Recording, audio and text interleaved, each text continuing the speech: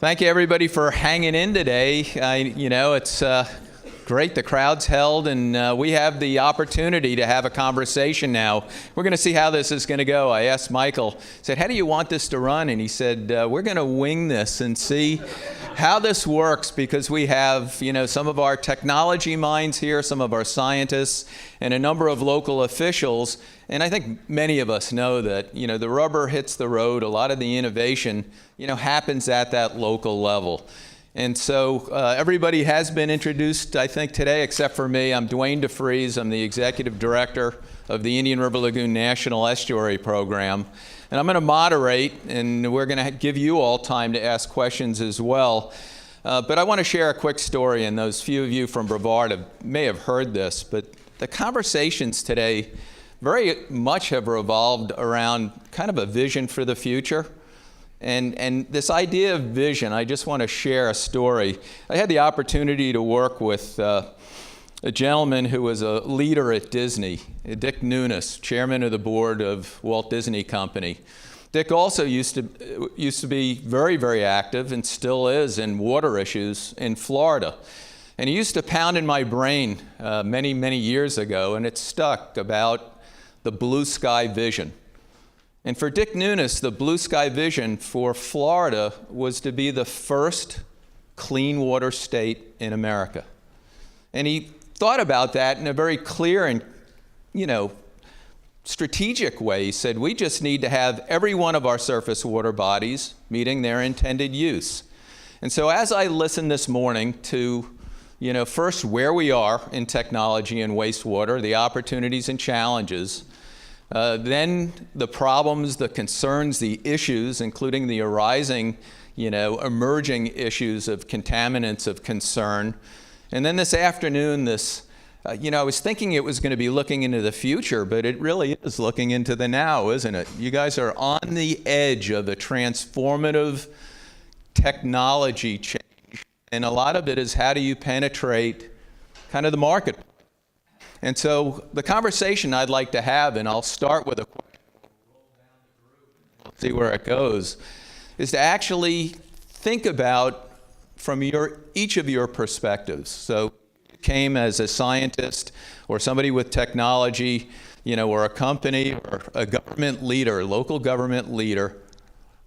What struck you the most about today's conference? Whether it was a challenge or an opportunity, and we'll just run down the line. Well, I guess I'm the first one. Bad choice of chair. From my perspective, the major challenge being for generating science-based research. We have to continue that. There's been a lot of, in fact, Florida is a pioneer in biosolids research. Dr. George O'Connor has been a pioneer, a leader in biosolids research. However, there's no funding.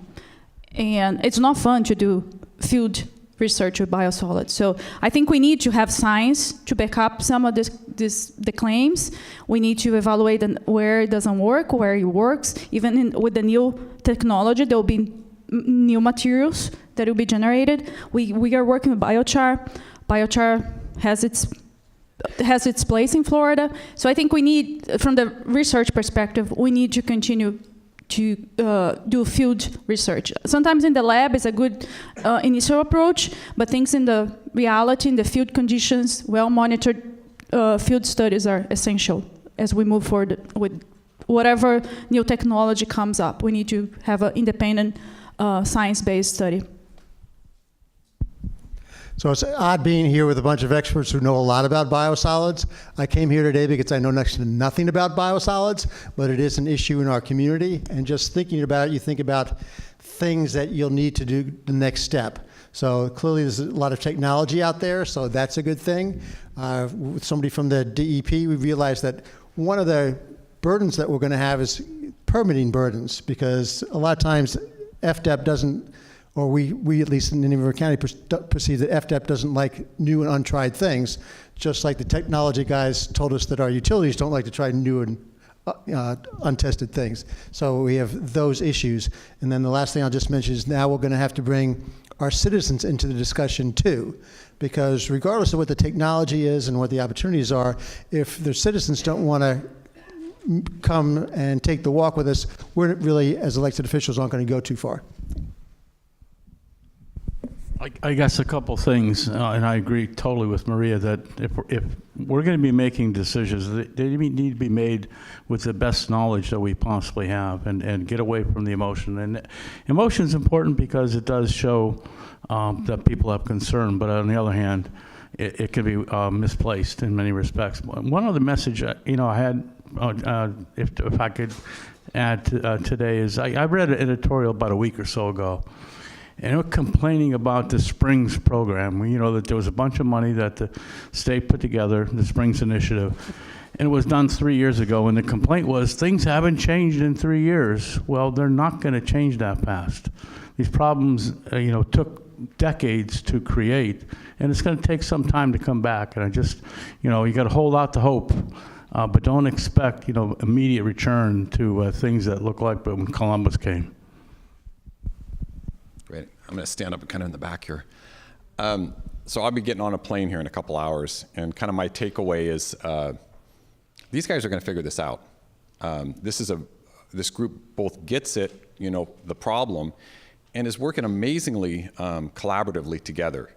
And that is not always the case when I go to public meetings. Sean, remember the public meeting we went to in Ohio? I think this county commissioner told the mayor called him the devil. I mean, I'm not making that up. I can't make that up. So, I mean, the way everyone here is working very collaboratively together in a very productive environment is really encouraging. I'm pretty excited about what you guys are going to accomplish here. Thank you. As a government official, since all the scientists are talking, I came in with an open mind, a larger, broader view of what we were talking about today, that being biosolids. And it has to do with water quality. It has to do with our impaired waters of the Indian River Lagoon, the tributaries that there are nearby, the C25, 324 we talked about in some of the conversations. What I did see and what I did hear is the technology and the processing of biosolids, of the new technologies, are closed. They're manufacturing type facilities, as opposed to open air composting, windrows, aerosolized ammonias, that which carry in the air, which can be deposited into our canals and then certainly to the lagoon. We talked about too, the air, the dirty air, cleaning the dirty air, the smells, all of which goes with open air composting of biosolids. So all of those things are a concern, and I'll just share, St. Lucie County's view, because we have a biosolid proposition on our doorstep. This is the second or third one. And for those of you who are familiar with Compost USA and their challenges of the past, those issues still exist. And so as a government official, I believe it's imperative that I and my colleagues look at how do we remove the contaminants from the system while still permitting bona fide agriculture in the process. And in the case of biosolids, the state of Florida has a clear definition of biosolids. The battery's going dead probably, of biosolids. And so it's not considered bona fide ag. However, this is on our doorstep. We're seeing it more frequently. This is one application for a outdoor open air biosolid composting proposition. The community has a concern, rightfully so, and as their elected official, I came here today to listen to all the technologies and opportunities for the future, but finding a possible way to live cohabitively together from the agricultural side, from the processing of the materials, and having a better outcome. Well, I want to just point out that I think what's good about this meeting is we're talking science. And to me, our purpose as scientists is to make sure that proper science does be brought to bear on our subject here. I think there is quite a bit of misunderstanding about how phosphorus and nutrients move in the system. It's a very complex system out there, and it's hard to understand sometimes. As phosphorus builds up, how much leaches out.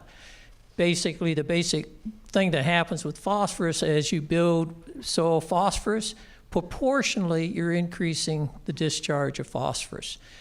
So those types of things that we need to understand.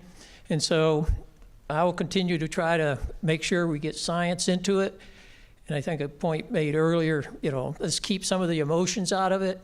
Let's keep science as our directive. Thanks.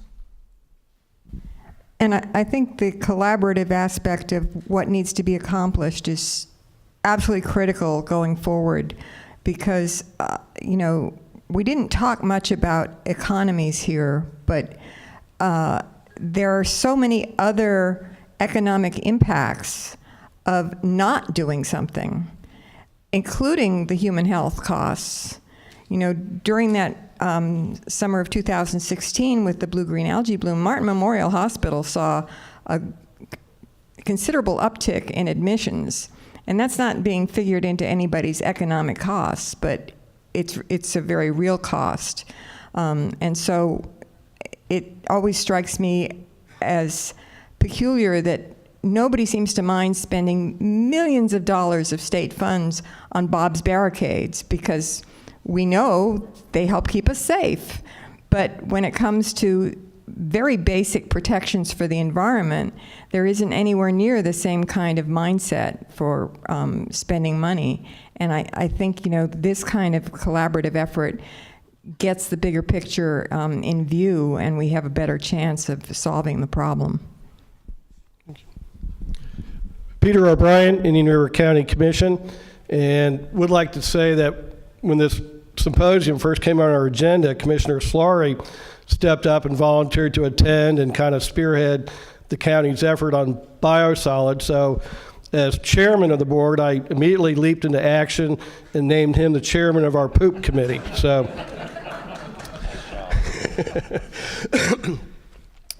this morning's session, I think, raised more questions than answers. We heard some data that says biosolids have a very slow release rate and they're not a problem.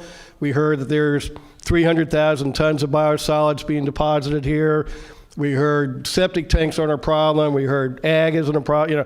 We heard, to me, it wasn't clear where the nutrients are coming from.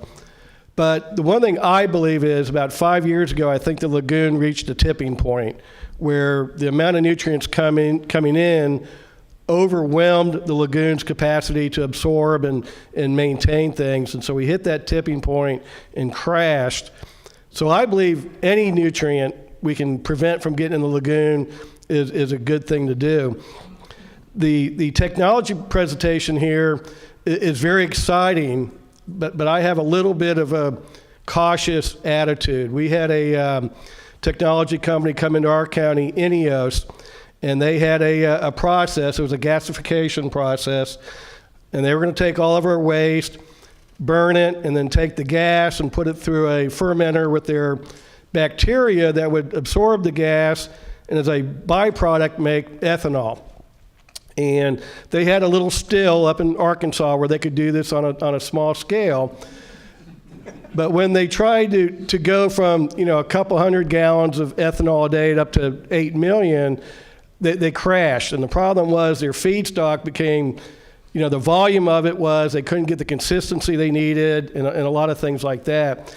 So I think with Kobe and Steve, things sound exciting, but I think you need to scale up and show that it can work on a larger scale. That's just, no offense, that's just my experience. I'm glad to hear you guys are going to do a much larger scale project, Steve, and I think that'll be good. I was excited to hear what Peter's company is doing, because it looks like they have scaled up the technology and they can work it on a large scale. I was very happy to hear you guys might get a deal with Miami-Dade, because a lot of their biosolids ends up in my county. So I'm pushing for you guys to get that, believe me. But I think that's something where, and regionally we all work together really good. So I think regionally we should try to convince our local governments, our legislatures, our state, and do something very similar to what Peter recommended that Washington State did, and put some funds up and have him build one of his processes right here in the Treasure Coast to where we as elected officials, like he said, we do need to see it working. We need to go kick the tires and look under the hood and make sure it will work. So then we can pacify our utility directors, because they're the ones that are going to be saying no to the new stuff. So I think they are regionally, those are kind of things that we can collaborate on and do things. And if we can prevent those nutrients from getting to the lagoon, then I think we're on the path to success. Well said, Peter. So we heard a lot today, more than I really thought we would get to. And what always impresses me is when you bring a room full of people together, is how smart people really are. I'm sitting in the back corner listening to you guys going, oh my God, this is really amazing stuff.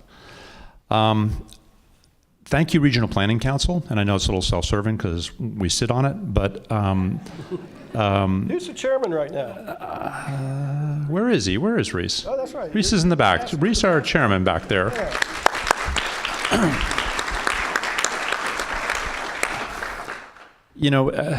A little off topic just for a second, only to brag on the Regional Planning Council, because for years, the state has wandered relative to where we fit, and do we serve a purpose, and are we important enough to keep and keep around? And it's meetings like this or symposiums like this, I think, that prove absolutely the fact that the value and the worth at which our staff and time and energy puts into something like this. Because if we had not had this today, we wouldn't be having the conversation, period.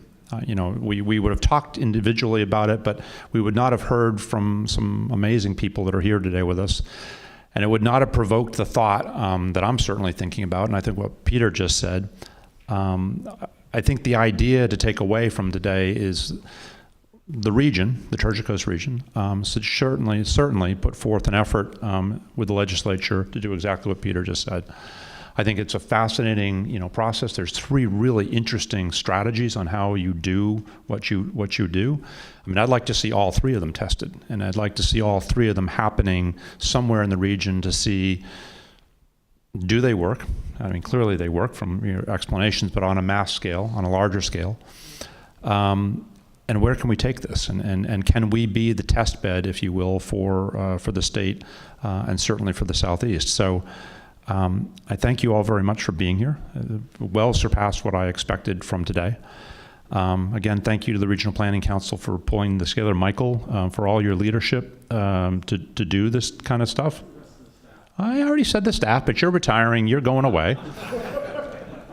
Because there really is a theme here with what we do as the Regional Planning Council. We bring people together, we convene them, and we solve problems. And the board makeup is such that it is month after month, we collectively get together and we talk about issues that are important to our region, and we make things happen from that. And today was a perfect example of all of that. So from the science to the interesting sides of what you all are experimenting with and working with, it's fascinating.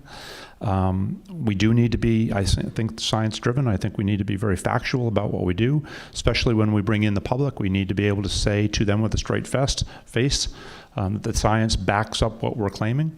But then there's also the practical side of actually applying it and showing people that we can do something and do it better, because we owe it to the public, we owe it to ourselves, and we certainly owe it to our region. So again, thank you all for being here, and hopefully everybody took something away today.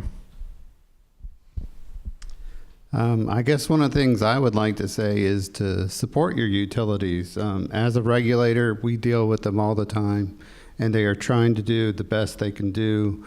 They are limited by budgets. I've actually had inspectors say that some plant operators certainly do not mind being written up for violations, because then that's something that their utility director can take to their county commissioners or their city commissions and get money to fix an issue. I know that they like consistency. I know that they like simple. So some of the technologies seen today, are a little more complex than what they're dealing with right now. And in terms of operation or their reliability, they want to make sure that what they're doing works. But they do work with us very closely, and they do respond to our requests when we want things They work with us very well, so please support your utilities. Well, the most important thing that I'll take away from this meeting is that an anagram for Jim Morrison is Mr. Mojo Rising.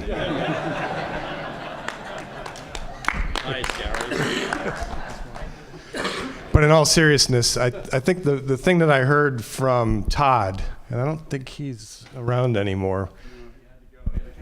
Yeah, I guess he had to hurry to leave Florida to get back to Detroit. But his story about the utility in Denmark with the utility manager that challenged staff to achieve a goal that they didn't think was challenging. You know, all the technology is out there to make some of these leaps that we've talked about. Who's going to be the leader that takes the risk and the challenge and motivates their staff to make it happen? That's what I look forward to. I actually want to, do something else. Like change in general is hard, right? You can compare that to launching a rocket ship. You need enough fuel to run it, but you also need to reduce friction.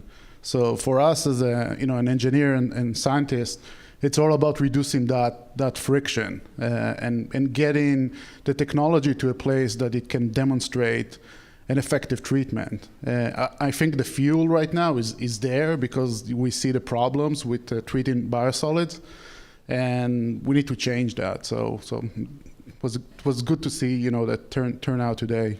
So people care and wants to see a change. I think you just said something that was super important. 15 years ago when NASA was kind of winding down and everybody thought the aerospace industry in East Central Florida was dead, SpaceX came along. And I don't think anybody would go backwards. I think where that whole program has gone and everybody thought that was sort of impossible and not doable, they went. And I would think that, for Florida, for us as a whole, if that wasn't an example of what we should be thinking about this, how we should be approaching this, that to stay in the status quo isn't acceptable because it's not working for us. But to reach further and go for the moon, absolutely. I'd like to take that to the next step. Commissioner O'Brien, you kind of threw out a challenge to the industry players, and I was in industry in the water sector, and I know how difficult it is for the private sector, especially when you're coming at it R&D and commercialization, to figure out how you partner with the government. How do you begin to penetrate that public sector?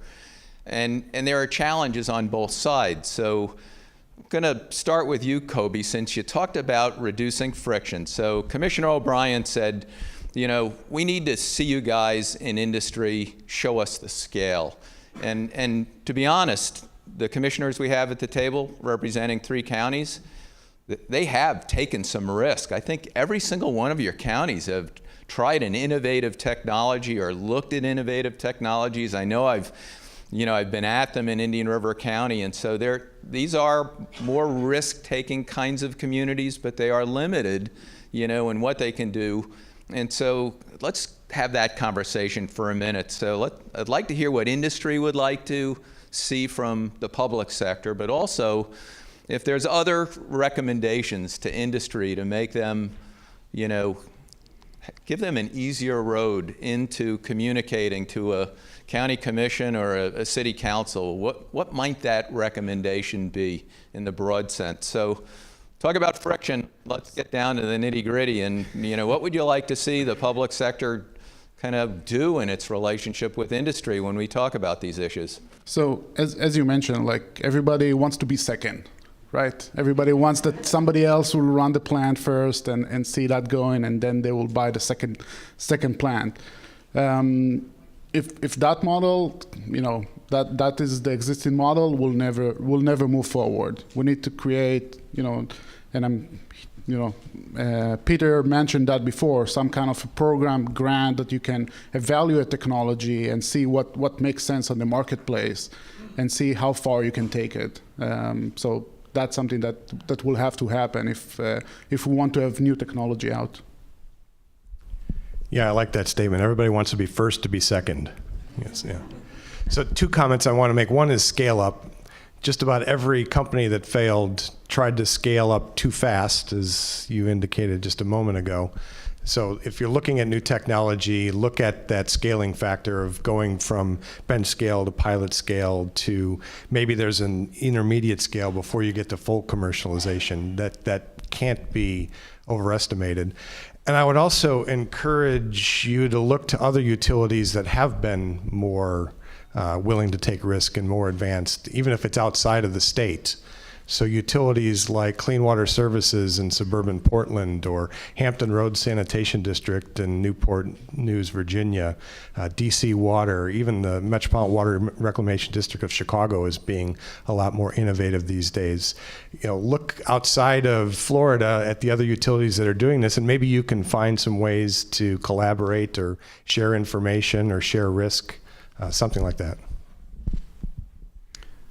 I'm about to say something, I better watch what I say. And that is, we get a number of inquiries, technologies proposed over the years where they have no idea what the rules are at the federal level or at the state level. So they'll go and talk to a county commission or a city or a utility and say, oh, we got a process that's going to do Class AA and you'll have no problems. And then they don't even meet the requirements for Class AA. They just measure their fecals and they go about it for that. And some of these processes are not as expensive as probably some of the processes maybe being proposed today. Their industry's competing with that, which is important when you're considering scaling up. And you are competing with the very simple composting or very simple digestion processes and other activities out there. So just some of the things to think about. I think the question is always, interesting. It's like how do you talk to government? How do you work with government? And it's interesting that all of you, I think, mentioned that you didn't, the last thing you wanted to do was deal with government. It was like, no, we all want to be in the private sector, But that's the challenge. How do we communicate? How do we work together? How do we build that relationship and that communication? And so it's not difficult. What's interesting, I speak to a group every year, Florida Taxpayers Watch, and it's amazing that we do government. We do business with everybody. We work with everybody. We buy, we consume, we do everything. We make, we build, we fix, we repair. And so it's just it's an idea that we have to open up that communication in terms of how we work. Yes, we're slower sometimes, and I appreciate that when you were all talking about that. But at the same time, our community is in a sense of urgency in terms of how we see the issue. So those of us in this region are actively engaged in this conversation 24/7 because it's part of our lifestyle. And so there is urgency, and there's urgency to get it better. There's urgency to figure out what technology is out there that can make things better. And so I think that communication ability for you all to be able to talk to us and understand how we do that isn't as difficult as you might think. And you do have willing partners. I suspect, and again, for the Regional Planning Council to be doing this room full of people, and I know most everybody, not everybody, but most everybody in here, it's a very collaborative group when it comes to this issue. And so if we can figure out how to get it right and get it better, I think you'll find it not so difficult to deal with us. Everybody wants to eat off a clean plate, but nobody wants to do the dishes. And so what we need to, how do you make something actually happen? And you can't start saying, well, we're gonna just wait till the state gets going on. Well, state's not going to get on it because it's your utilities. You are the elected officials, and I'll tell you, Commissioner Smith never had any problems turning to me and saying, Gary, we got a mountain to move. Bring me a proposal within the next 6 months. And I had to do it. You just did it. But it had to come from the right place. And what we need to do to make something like this happen is you got to start local, because you are the ones that are in control of your utilities. Once you want to make that change, and then you go up to the state and say, how can we make this happen? And it's partnering with, it's going with the League of Cities, with the Florida Association of Counties, and getting this thing built up. And then you go up to the state and say, we want you to prioritize it. At first, we're not even going to ask you for $1. But what we would like you to do is at least prioritize it. And then from that step, then you start looking at where can you get additional types of funds. And they were talking about privatizing, and I'm going to give you another flip side of that. When you're privatizing, the person that's the venture capitalist is trying to up their dollars for profit, and they're trying to get a quick return on investment. Utilities don't really work that way, because where they're getting their money from is the people that they serve. And what they're trying to do is keep that cost down to the people that they're serving, which is the households. So now you got this situation of what are you going to do? Venture capitalists who's trying to get a quick, as fast a return on investment as possible and make more money and set the what's the word I'm talking about? Set the rate. Or when you take it back to the utilities, they're always working to try and decrease and keep that rate down for the people that they serve. I think one thing to kind of keep in mind on these partnerships is the difference between an investor and a taxpayer. When these new technologies come out, they go out and they get investors, and I would hope the investors realize it's a high-risk probability and that there's a chance they may not ever get a return, and that they make that investment knowing that going forward. And if it doesn't work out, the investors may be mad, they may not fund the next project, but they went in there with their eyes open, they knew the risk. There's nothing worse than the wrath of a taxpayer that thinks you blew their money poorly. And so for local governments to be fronting money, particularly in the unproven technologies, is a very, very high wire that I don't think a lot of officials would want to walk. So I think that's where we do need to look at the proven technologies to where we can see the people in the room and look them in the eye and say, well, no, we think this is a proven technology. We think it'll help clean up the lagoon. We think it'll solve problems. And so that's why we're going to make the commitments. But just one thing when talking to the industry is I think that they have to understand that we're accountable to those taxpayers 365 days a year. And we have to just make sure we spend those dollars wisely. So what about the idea of, for example, approaching insurance industries like medical insurance and real estate, because they're all being impacted by the algae blooms in one way or another? Could they be brought in, do you think, as participants and a funding, part of the funding stream for this? Because it is all part of the big picture. And if so, how would you even do it? Edie, I've thought about that a lot. The answer is yes, but we have not ripened our case effectively yet. So part of the challenge is that, this whole water sector is undervalued, misunderstood. And so, I can go to Tallahassee and Washington, D.C. and talk about aviation and aerospace, and everybody gets the return on investment value. When I go up and I talk about, the water technology sectors, including monitoring and the science, because this all starts at R&D somewhere. Every one of your companies started with a scientist or an engineer that had a bright idea that needed seed money. There's disconnects in that water kind of industry because we've taken it for granted for so long. And so we have some work to do before I think you start to see that. But I do see on a global scale, there's investment in water starting to happen. You see areas up north, the water center there's programs that are moving private sector funds into water, but it's still a nascent industry. We have work to do in Florida to better articulate our economic relationship to water and how do we build that commercial sector like we did with aviation and aerospace. Other thoughts on this? Because I do see this as one of the impediments, this ability to penetrate private sector. Commissioner?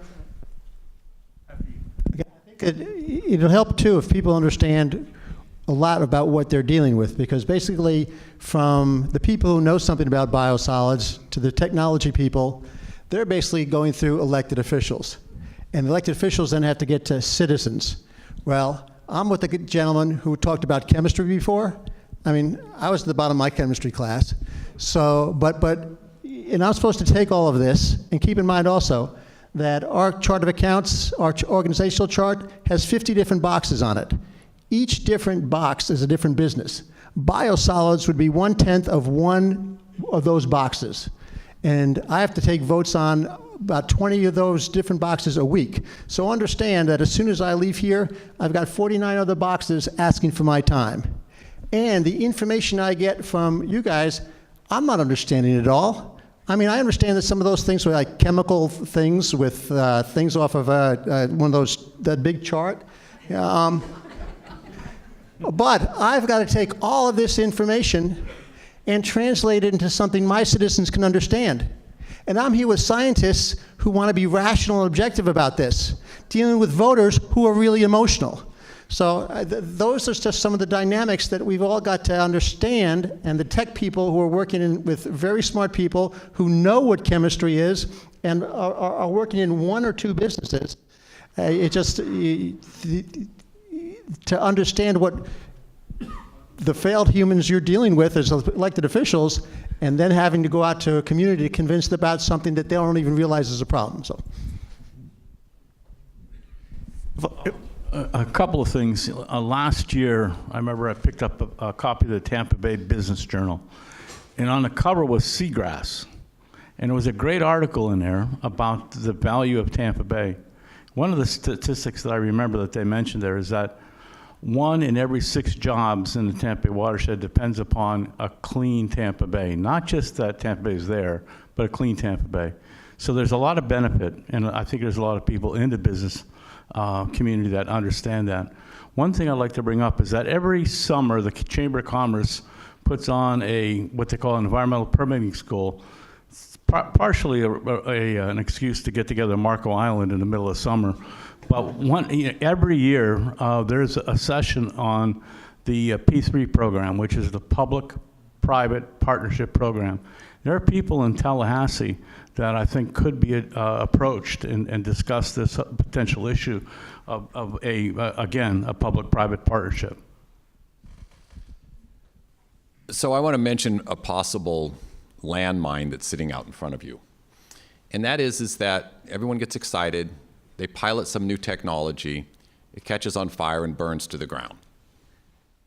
That's going to take a lot of steam out of the ship, and it's possible. So I would recommend a couple of things. First of all, they have all these trade shows. I was down, I think here 20 years ago, went to the Fort Lauderdale boat show, selling my goods. Well, they have one called WEFTech, and it's where it's all about biosolids. And you could probably fill this room with people that are really legitimate players in this business, that have been doing biosolids handling and processing and drying and evaporating. They all have different technologies. But many of these companies have been around a long time.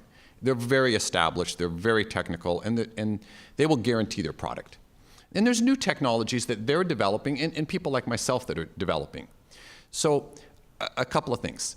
One is you should create a panel of maybe 3 or 4 really great engineers, independent, someone like the gentleman from CH2M Hill.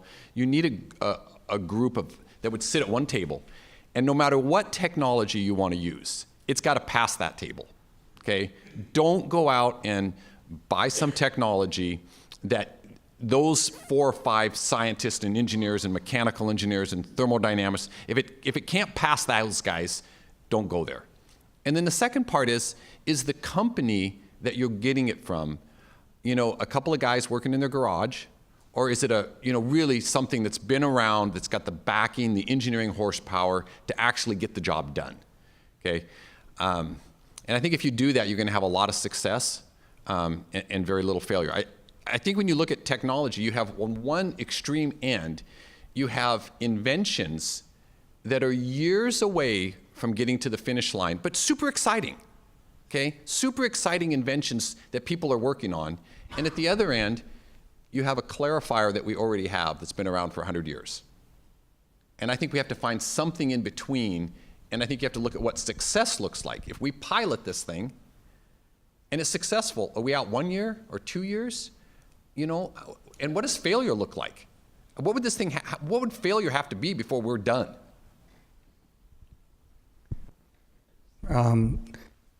Hearing a common thread, there's a cost, looking for profit. But in the case of government, it's cost avoidance, which is the profit. And so we need to begin to change the conversation with our constituents, our taxpayers, to say that landfill is going to cost $500 million to $800 million to permit something new. But if it costs us $100 million to create a technology, and St. Lucie County has entertained multiple gasification type companies or gas, electric production opportunities, it's because we're looking for cost avoidance. But as part of that, we have this collection system that goes through our municipalities. That's our landfill, that's our biosolid waste, our utility waste. All of those are a commodity.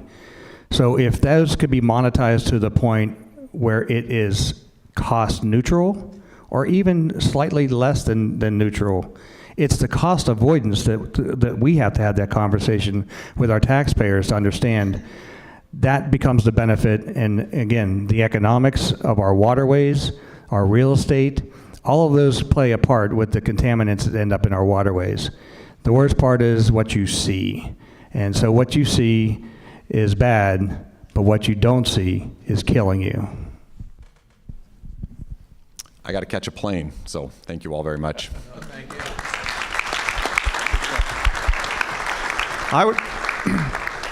I would just like to just kind of mention, and I don't want the commissioners thinking that, you know, it's on you, you need to be like the scientists or anything else on this, but you do need to do the direction on it, because everybody wants to point the finger away from themselves, and I'm not saying that y'all are going to do that or anything else like that, and I'm just saying, how do you get actual movement through it? And commissions and councils have ways of doing that. Resolutions, prioritizations through resolutions, getting the attention of the state legislatures, and again, trying to get maybe some resolutions and some prioritization through the state legislature. That doesn't cost a thing. All that does is raise the awareness. We don't have the awareness. I bet 99% of the people who came into this room were probably upset that there was blue-green algae going on and that type of thing. But you really never thought within the last year. Biosolids never came through your mind at all. And silence is contagious. And if you don't talk about it, if you don't raise the awareness, and if the first awareness is nothing more than passing resolutions for prioritizations, we have to start somewhere. And I'm just saying, let's not drop the ball. Let's figure out where we can take the ball next. Michael, how are we doing on time? You want? Okay, 5 minutes. You know, I hate conferences where somebody doesn't say, I'll do something. So I'm going to say, we'll do something. 3 of the 5 counties that represent the National Estuary Program are here. You know, that comment about, you know, maybe we need a small group technical support, we could do that in the NEP for you all, you know, either through our Science Advisory Committee or a separate technical group that is specifically engineers. We could talk to DEP and get some recommendations and just put a technical team together that would be available to you when you have these kinds of questions. So would that be useful, do you think? Because if it is, we could do that pretty easily. It's useful. It's very difficult to get good information at the elected official level from any of this. I mean, to prepare for this, I called St. Johns River Water Management District to ask them if they had any biosolids information. Their legislative person gave me a number that turned out to be in Tallahassee to FDEP's legislative person. And so I've now spent 3 days trying to get some information, and he was going to put me in the head of somebody else at FDEP who I've never heard of. So I just said, forget it, and I Googled it. I'm serious. That's just what happened last week, because there's only so much time for this stuff. But if you look at the information that we get from the scientists on this, it's often 100 pages to get 2 pages of stuff we can use. A good 5 or 10 pages on an issue is incredibly difficult to come by. 200 pages on something really scientific, I can get all day long. So yes, if your people can get good information that people like Peter and I can understand, then we've got a chance. Well, if I can understand it, because I struggle with you. I was also not a really good chemist. It's amazing I even got this far. Do you want to do one question or two from, I see a few citizens. You guys up for 2 more questions? We'll do 2 questions. Just come to the mic. And then we'll give Michael a chance to wrap up. Nothing profound. I just said one thing. I have a question that's completely a novice, so pardon me if I'm saying something that's out of order. But it does seem that it's a very money-making enterprise that we continue to have these open areas where the biosolids are deposited. And I think it's something that is very sensitive. It's an industry that's I think the agriculture and the farmers, they're looking for replacement revenue for the change that they're all going through. And are we setting up something that we're providing a very significant revenue base that's inconsistent perhaps with good practices for health, good practices for what's happening with the biosolids leaching into the soil? And so I am concerned about some things maybe in the works around all the different counties that are starting in motion that are a little contrary to what we're talking about today. So if there are some things that have to take place in the interim till we can move to more advanced systems or more enclosed systems or whatever, I hope as part of the communication process that we can have all the stakeholders, all the communities, the residents and so forth, sort of thinking more to the future, what it might look like going down the road rather than lock ourselves into 20-year agreements or something that puts us in place with procedures and processes that we really don't want to live with long term. Well, thank you for that comment. And I think that's a good time to thank DEP for your announcement today of the task force for biosolids, because I think this is the beginning of the conversation and not the end. Michael? Oh, we have one more. One more question. Yeah, sorry, and the mic's very high for me, so I don't know if anybody can hear me. Pull it down? I just don't want to knock it. Can you hear me now? Okay. My name is Donna Halloran. I'm from Indian River County, and I'm a social scientist, so I do come out of emotion and health, and I actually work with children, and I specifically work with children that don't have a voice, that deal with nature's deficit disorder. So these are children that we really try to get out on our Indian River Lagoon. And this is something that is near and dear to my heart, the biosolids situation, but also the health of the lagoon. And we are teaching our children to be Audubon advocates for the Indian River Lagoon. And one of the things that we tell them to do is to step up and be first. So I am going to challenge Indian River County to be first. Let's start really exploring some options on how, I know we're all very passionate about it, and we need, but we do need to move. We have screwed this up royally for our children and our grandchildren, and we really do need to start making some corrections so that the kids do have a chance. And they are stepping up. They're going to be doing water testing several times this coming year as a project for their school system. So I really want to I want to mention that. My challenge, Tourism. Tourism certainly is a big deal, and maybe we do need to talk somewhat about getting the tourism industry involved and putting up some money as well. If we want to keep bringing tourists to our counties in the Indian River Lagoon, we really need to look at that, or we won't have an Indian River Lagoon. Last, it's very difficult bringing children out to the lagoon and taking them kayaking and finding out there's bacteria in there that if they have a cut on their leg, we have to make sure that they get cleaned up before we can send them home to their parents.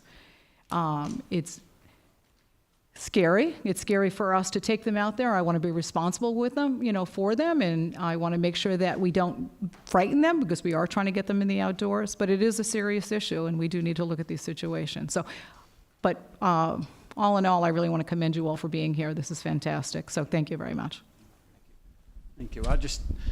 Please don't go yet. I have nothing profound to say. I have some closing remarks. There's been enough profound remarks already, other than maybe being more polite. But I just wanted to thank all of you as an audience for your stamina and your patience for hanging in there. This actually was way better than we ever expected, and we had over 170 people here, which again, I was afraid, and I told a couple of the speakers that I'd invite them all the way here, and there'd be 14 people in the room. And so that changed. I really need to thank the National Estuary Program and the Council and the Regional Planning Council for allowing this to happen, and Indian River State College for their facility, MCTV, Ralph and Mike.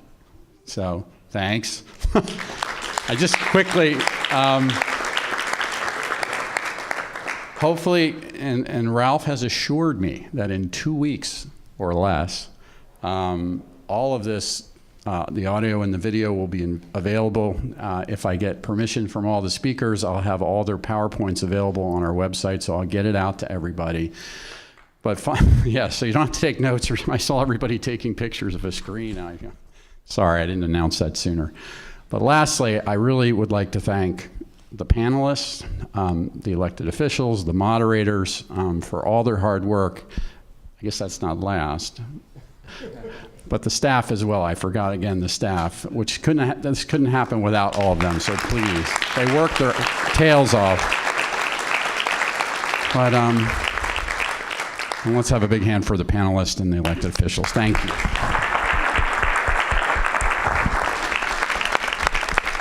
And with that, those are my closing remarks. Thank you. Be careful going home.